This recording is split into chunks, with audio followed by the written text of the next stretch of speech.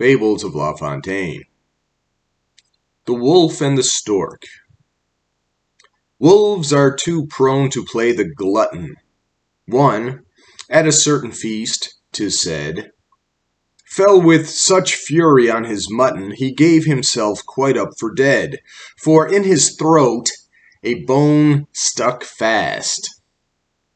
A stork, by special stroke of luck, as he stood speechless, came at last. He beckoned, and she came to aid, no whit afraid. A surgeon, and a very friend in need, she drew the bone out.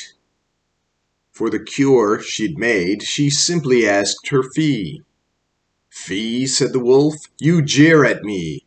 My worthy gossip, only see. What? Is it not enough that, safe and sound, you drew your neck back from my gullet, my pretty pullet?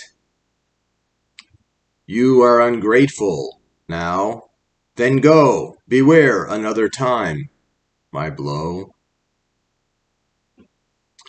Well, there you have it. What's this all about? The wolf and the stork. Well, the wolf is eating his mutton, and a bone gets stuck in his throat. He's choking to death. So just by luck, a stork comes by, and he's like, oh, help me out, friend.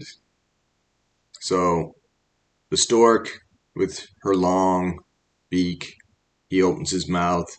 She sticks her head in his mouth and grabs the bone and pulls it out and saves his life. And he's like, ah, ah, ah. So the stork says, oh, well, I saved your life, so that will be $20 or whatever the doctor charges.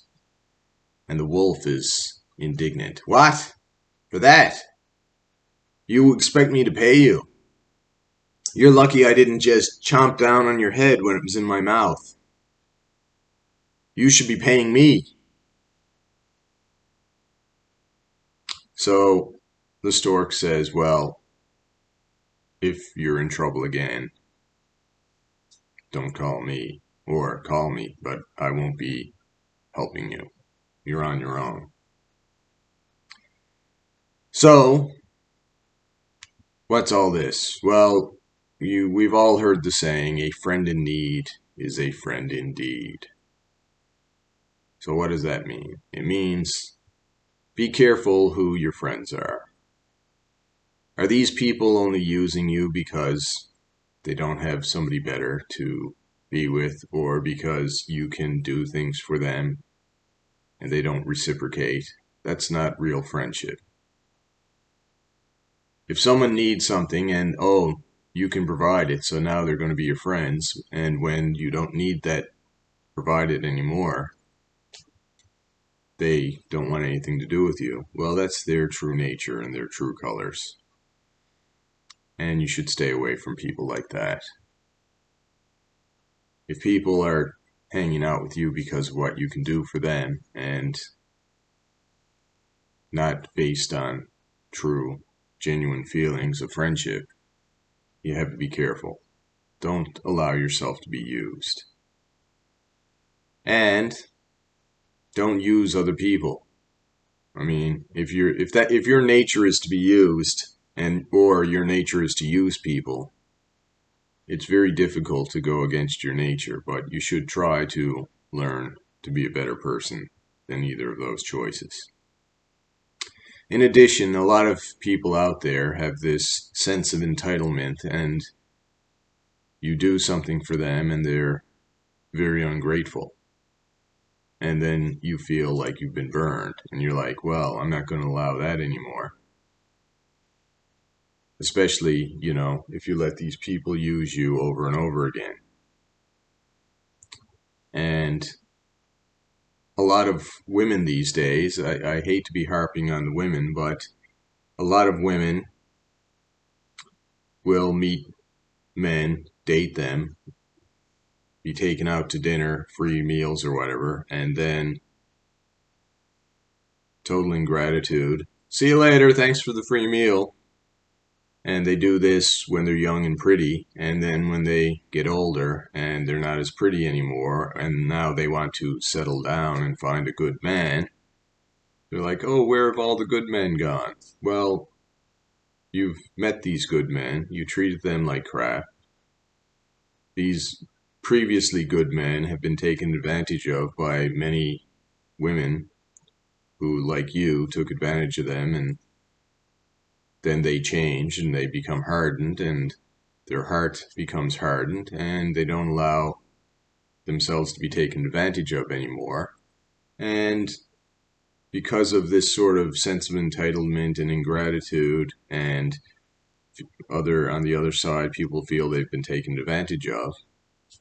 Now the situation is much worse, and nobody wants to give an inch, and nobody wants to be taken advantage of. And if you have a relationship in the past that you feel that you've been taken advantage of, now the next person who you meet has to suffer for the crimes of the previous person, and then the chance of that relationship working out is worse.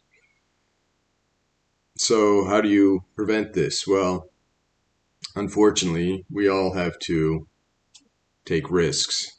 So maybe take small risks, see what the person is like, and don't open yourself up to being taken advantage of on a large scale. And if the person reciprocates and is actually grateful and thankful and appreciative and tries to reciprocate or actually reciprocates, and you can have a positive friendship or relationship based on true, genuine feelings of friendship, that's what you should go for. But unfortunately, there's a lot of users out there, and there's a lot of people who pretend they like you or pretend, they're your real friend, and they're only using you for what you can do for them. So don't be either one of these people, and learn to judge judge people for who they truly are. And unfortunately, we are all going to meet people like this in life, and try to mitigate the degree that you are taken advantage of. Don't allow yourself to put too much at risk, or you might end up very bitter.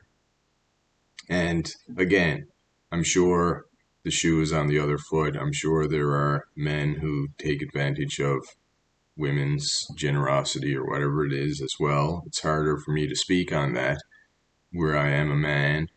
I do have a male point of view and perspective, and I'm just talking from my experience and my reality. If there's any criticisms of sexism or whatever, I mean, everybody has a point of view, and I am a man, so I see it more clearly from the male perspective, but I'm sure it happens the other way around as well. Anyway, if you have anything you'd like to add, down below. And until next time, goodbye. Love you.